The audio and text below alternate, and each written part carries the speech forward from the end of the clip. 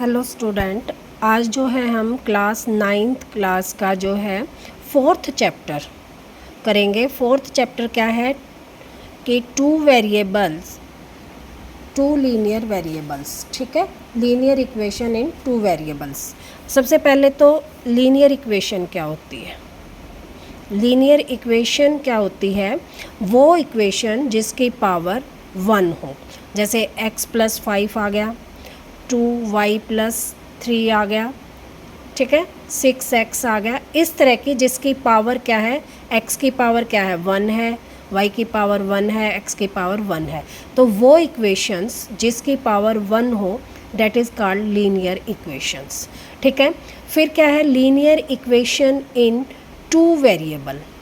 Two variable का क्या मतलब है? सबसे पहले तो ये देख लो कि टू वेरिएबल क्या होता है। देखो, वेरिएबल क्या होते हैं हमारे, एक्स वाई जेड, मतलब ये लगा लो कि हमारे अल्फ़ाबेट A to Z तक जो हमारे वेरी करते रहे, जिसकी वैल्यू वेरी करे। यहाँ पर जैसे है, इसकी वैल्यू क्या है, x+5 है, तो x = क्या हो जाएगा, -5। यहाँ पर y की वैल्यू क्या आ जाएगी, 3/2 -3/2। तो इस तरह के जो वेरिएबल होते हैं जिनकी वैल्यू हर इक्वेशन में वेरी करती है, उनको हम बोलते हैं वेरिएबल। ठीक है, टू वेरिएबल का मतलब क्या है कि जैसे ये थे हमारे, एक ही वेरिएबल था, x है तो x है, y है तो y है। यहाँ पर क्या था, हमारा एक वेरिएबल था। टू वेरिएबल का मतलब कैसे है, जैसे 2x + 3y = 5 आ गया, s + t = 6 आ गया, s + 3t - 3 = 0 आ गया। जहाँ पर टू वेरिएबल हो इक्वेशन में, उनको कहते हैं हम टू वेरिएबल इक्वेशन या लीनियर इक्वेशन इन टू वेरिएबल्स। ठीक है, इस तरह की जो इक्वेशन होती हैं टू वेरिएबल में, वो होगी हमारी टू वेरिएबल की इक्वेशंस। अब जो इस एक्सरसाइज में है, हमारी जो कॉमन इक्वेशन है लिखने का जो है लीनियर इक्वेशन, क्या लिखते हैं हम, 2x + by + c = 0 where a and b क्या है, हमारे कांस्टेंट है। कांस्टेंट का मतलब क्या है कि जो हमारी वैल्यू फिक्स है। जैसे ये 2 है, इसमें ये a हो जाएगा, 3 है ये b हो जाएगा, 5 है ये c हो जाएगा। यानी कि कांस्टेंट जिनकी वैल्यू फिक्स रहेगी। x और y जो हमारे क्या हो जाएंगे, वेरिएबल हो जाएंगे। ठीक है, x एंड y हमारे क्या हो जाएंगे, वेरिएबल हो जाएंगे।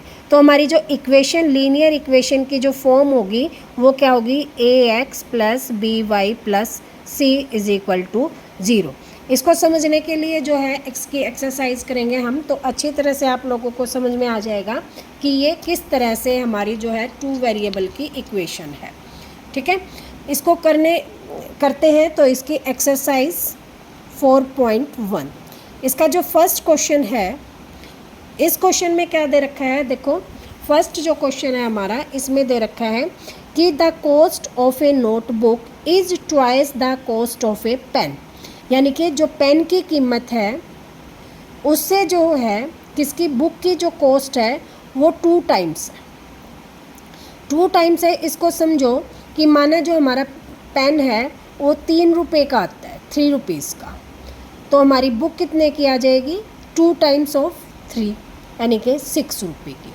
समझ गए कि जो हमारी पेन की कीमत होगी उस हिसाब से हमारी जो है किसकी वैल्यू, बुक की वैल्यू वेरी करेगी।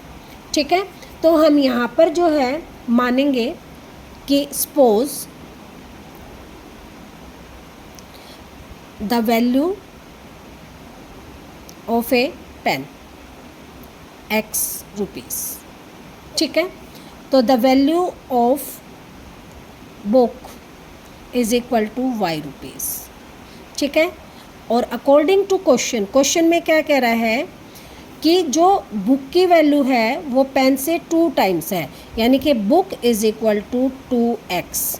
2x का मतलब देखो वही कि हमने बुक, पेन मान लो 3 रुपीज़ का है, तो बुक कितने की हो जाएगी, 3 × 2 6 रुपीज़ की। अगर पेन जो है 5 रुपीज़ का है तो बुक कितने की हो जाएगी, 2 इंटू में 5 10 रुपीज़ की। तो हमारी जो अकॉर्डिंग टू क्वेश्चन क्या है कि जो बुक की कीमत है वो पेन की दुगनी है, 2 टाइम्स है। ठीक है, अब इसकी इक्वेशन की फॉर्म में लिखें तो इसको y को इज इक्वल टू इधर ले आए तो x minus y is equal to क्या हो जाएगा 0। ऐसा क्यों किया हमने, देखो अकॉर्डिंग टू क्वेश्चन इक्वेशन हमारी क्या बनती है ax plus B Y plus C, यानी कि x वाला आगे y वाला उसके बाद, और अगर कोई कांस्टेंट टर्म है तो उसके बाद आएगी। ठीक है, तो हमने क्या लिखा है 2x minus y is equal to 0। ये हमारा फर्स्ट क्वेश्चन हो जाएगा। सेकंड क्वेश्चन है, सेकंड क्वेश्चन में देखो वो क्या कह रहा है, express the following linear equation in the form ax plus B Y plus c is equal to 0 and indicate the value of a b and c in each case. तो उसने first second question का first part है उसकी equation लिखी है उसने 2x plus 3y is equal to 9.35। ठीक है, सेकंड जो क्वेश्चन है वो है x minus y upon 5 minus 10 is equal to 0। Third जो पार्ट है उसमें लिखा है minus 2x plus 3y is equal to 6, और फोर्थ पार्ट में क्या है x is equal to 3y। Fifth part है 2x is equal to minus 5y, और six part 3x plus 2 is equal to 0। Seventh y minus 2 is equal to 0, और eighth part है 5 is equal to 2x। ठीक है, ये हमारा जो है क्वेश्चन है। अब इस क्वेश्चन के आंसर देखते हैं। अब हमने जो ये इक्वेशन दे रखी है वो लेके आनी है सबसे पहले किस फॉर्म में, इस वाली फॉर्म में, x plus ax plus B Y plus c is equal to 0। अब तो देखो सबसे पहले तो क्या है कि c हमारा इक्वल के इधर है, इधर हमें क्या रखना है 0 रखनी है। तो इसको हम क्या करेंगे, सबसे पहले इधर लेके आएंगे तो हमारी इक्वेशन बन जाती है 2x प्लस 3y प्लस का है इधर लाएंगे माइनस 3 इज इक्वल टू 0। अब देखो अब हमें निकालनी है a की वैल्यू, a is equal to a क्या है जो x के आगे है, x के आगे क्या है हमारा 2। ठीक है, b इज इक्वल टू क्या है जो b के आगे है, y के आगे, b क्या है जो y के आगे है। अब यहाँ पर y के आगे क्या है 3, और c हमारा क्या है जो ना x का है ना y का है, यानी कि देखो अब ये किसका है, हमारे यहाँ c क्या है प्लस में है, तो यहाँ किस में माइनस में, तो माइनस हम आंसर में लिखेंगे माइनस 935। ये हमारा आंसर हो जाएगा। अब सेकंड क्वेश्चन देखो, इसमें क्या है a क्या है, a इसके आगे कुछ नहीं है, इसका मतलब क्या है, इसको हम ऐसे लिख सकते हैं 1x minus 1/5y minus 10 is equal to 0। तो यहाँ से देखो क्या बन जाएगा, a is equal to 1, b is equal to minus 1/5, और c इज इक्वल टू बन जाएगा माइनस 10। ठीक है, उसके बाद जो है थर्ड में ये देखो इसको भी कैसे लिख देंगे माइनस 2x प्लस 3y, और इसको इधर लाएंगे तो माइनस 6 इज इक्वल टू 0।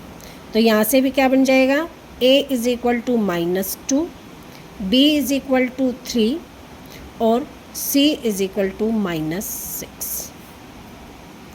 फिर ये क्वेश्चन है, इस क्वेश्चन में इसको इधर लाएंगे तो ये बन जाएगा x minus 3y is equal to 0। अब देखो इस क्वेश्चन में x के आगे कुछ नहीं तो हम 1 लगा सकते हैं, तो a की वैल्यू क्या होगी 1, b की वैल्यू क्या होगी माइनस 3, और देखो c इसमें है ही नहीं, c इसमें है ही नहीं तो c इज इक्वल टू 0, जो नहीं होगा उसको हम क्या लिख देंगे 0 लिख देंगे। ठीक है, नेक्स्ट क्वेश्चन, इसको हम कैसे लिखेंगे 2x, ये इधर लेके आएंगे माइनस का तो प्लस का 5y इज इक्वल टू 0। ठीक है, तो इसमें भी देखो a इज इक्वल टू क्या हो जाएगा हमारा 2, b इज इक्वल टू 5, और c नहीं है तो c इज इक्वल टू 0। अब इस वाली क्वेश्चन में देखो, अब देखो इसमें a इज इक्वल टू क्या है 3, b इज इक्वल टू, देखो अब y की टर्म इसमें है ही नहीं, अब y की टर्म नहीं है इसमें, तो क्या करेंगे, y की जगह हम 0 रखेंगे, यानी कि b इज इक्वल टू 0 और c इज इक्वल टू 2।